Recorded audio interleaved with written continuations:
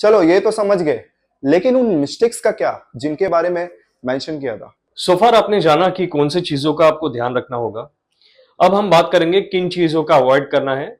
अगर आप intermittent fasting कर रहे हो और इंटरमिटेंट फास्टिंग को ब्रेक करने के लिए अगर आप शुगरी फूड कंज्यूम कर रहे हो तो सबसे बड़ी गलती कर रहे हो।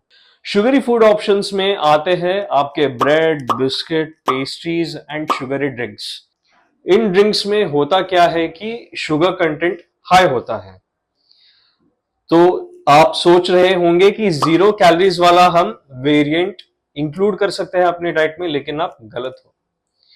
होता क्या है कि इनके लेबल पे आपको 0 कैलोरीज जरूर दिखेंगी, लेकिन एक ऐसा मैकेनिज्म है जिसके द्वारा आपका इंसुलिन स्पाइक हो सकता है।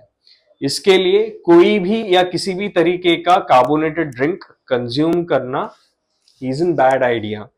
आप चाहिए तो बटर मिल्क एक अच्छा ऑप्शन हो सकता है।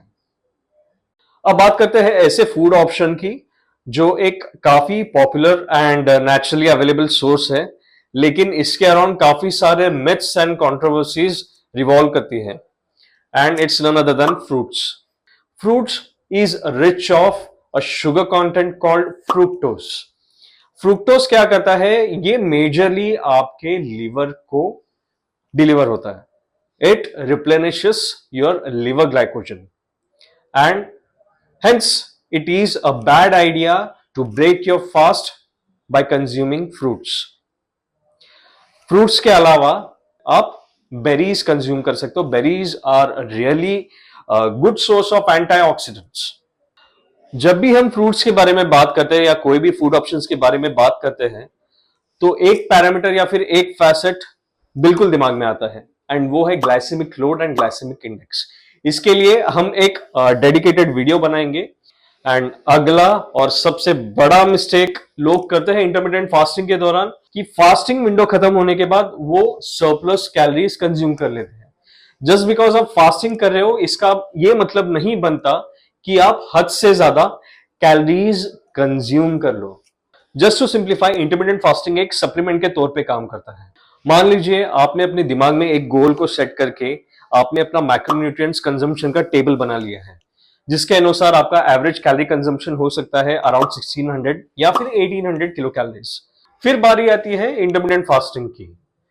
इतना कैलोरीज कंज्यूम करने के बावजूद अगर आप इंटरमिटेंट फास्टिंग को आपके गोल में ऐड करते हो तो इंटरमिटेंट फास्टिंग एक सप्लीमेंट के तौर पे काम करता है, आपके रिजल्ट्स को एनहांस करता है। तो इससे मैं ये समझाना चाह रहा हूं कि आपका चाहे आप इंटरमिटेंट फास्टिंग करो या ना करो, आपका कैलोरी कंजम्पशन का आप एक मैक्रोन्यूट्रिएंट टेबल बनाते हो, अपने गोल के हिसाब से एक कैलोरी काउंट आप सेट करते हो। हेंस फास्टिंग के बाद ओवर ईटिंग करना इज अ बैड आइडिया। इससे आपको डाइजेस्टिव स्ट्रेस हो सकता है, प्लस आपके इंसुलिन फ्लक्चुएट हो सकते हैं, एंड एज अ रिजल्ट ये आपके फैट लॉस के प्रोसेस को स्लो डाउन करता है। इसके बाद बारी आती है जंक फूड और रिफाइंड सीड ऑयल्स की। ये हाईली इंफ्लेमेटरी होती है बाय नेचर, हेंस ये आपके लिवर एंड गट हेल्थ को डैमेज कर सकती है। जब बात करते हैं जंक फूड की, जैसे कि फ्राइड फूड्स, फास्ट फूड्स और पैकेज फूड्स की, they are high on trans fat and sodium, जो कि आपके फास्टिंग के प्रोग्रेस को रिवर्स कर सकते हैं। तो अब बात करते हैं हाइड्रेशन रिलेटेड मिस्टेक्स जो एक इंडिविजुअल कर सकता है इंटरमिटेंट फास्टिंग के दौरान। फास्टिंग की वजह से बॉडी में ग्लाइकोजन डिप्लीट होता है, तो इसके लिए right amount of electrolytes consume करना बहुत ही जरूरी है।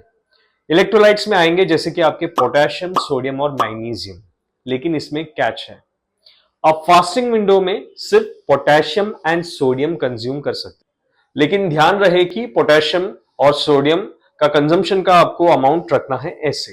पोटेशियम आप कंज्यूम कर सकते हो 1000 मिलीग्राम तक, प्लस सोडियम का अमाउंट आपको रखना है 50 मिलीग्राम तक ही, इसको एक्सीड ना करें। एंड दिन भर में जब आपका कैलोरी कंजम्पशन विंडो हो या कैलोरी कंजम्पशन विंडो में मैग्नीशियम आप कंज्यूम करेंगे, उसका अमाउंट आप 400 मिलीग्राम से लेके 600 मिलीग्राम तक ही कंज्यूम कर सकते हैं। जिस जगह पे इलेक्ट्रोलाइट्स काफी एसेंशियल होती है, वहां पे लोग करते क्या है कि फास्टिंग विंडो में ज्यादा से ज्यादा ब्लैक कॉफी या ग्रीन टी पे निर्भर करते हैं, जो कि एक गलत बात है। बेस्ट प्रैक्टिस ये रहेगा कि आप एक बॉटल में 1 से 2 टीस्पून पिंक हिमालयन सॉल्ट उसमें डाइल्यूट करके उसको दिन भर में कंज्यूम कर सकते हो। प्लस आप इलेक्ट्रोलाइट ड्रिंक कंज्यूम कर सकते हो, लेकिन मेक श्योर कि वो शुगर फ्री हो, उसमें कोई ग्लूकोज या किसी भी तरीके का शुगर ना हो, एंड इसमें सिर्फ पोटेशियम प्लस सोडियम ही मौजूद हो, ना कि मैग्नीशियम। सबसे आखिरी एंड बहुत ही क्रिटिकल मिस्टेक जो लोग करते हैं फास्टिंग के दौरान, वो है अपने बॉडी की ना सुनना और हार्मोनल सिग्नल्स को इग्नोर करना। अगर फास्टिंग के दौरान आपको एक्सेसिव फैटीग, डिजीनेस या फिर हार्मोनल इंबैलेंस महसूस हो, तो आपके फास्टिंग के पैटर्न को एडजस्ट करना जरूरी है। जब बात आती है विमेन की, उनको अपने हार्मोनल साइकिल के अकॉर्डिंग फास्टिंग के विंडो को एडजस्ट करना बहुत ही जरूरी है। फास्टिंग करने से बेनिफिट की जगह पे अगर आपको स्ट्रेस हो रहा है, तो इसको ट्वीक करना बहुत ही जरूरी है। तो अगर आप इंटरमिटेंट फास्टिंग को सक्सेसफुली इंप्लीमेंट करना चाहते हो, तो इन बेस्ट फूड्स का ध्यान रखो और इन मिस्टेक से बचो।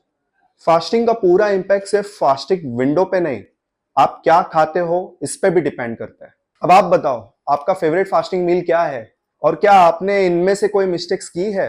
कमेंट करो और शेयर करो अपना एक्सपीरियंस। अगले वीडियो में जानेंगे फास्टिंग के साथ बेस्ट वर्कआउट स्ट्रैटेजी जो फैट लॉस को 2 टाइम्स बढ़ा सकती है। अगर आप भी एक्सपर्ट की एडवाइस की तलाश में हैं, तो आज ही लॉग इन कीजिए onehealthassist.com पर और वन हेल्थ एक्सपर्ट से लीजिए अपनी राय and make that one time health improving decision today. इस वीडियो को लाइक करो और चैनल को सब्सक्राइब करो और बेल आइकन दबाना मत भूलना, ताकि कोई भी हेल्थ हैक्स मिस ना हो।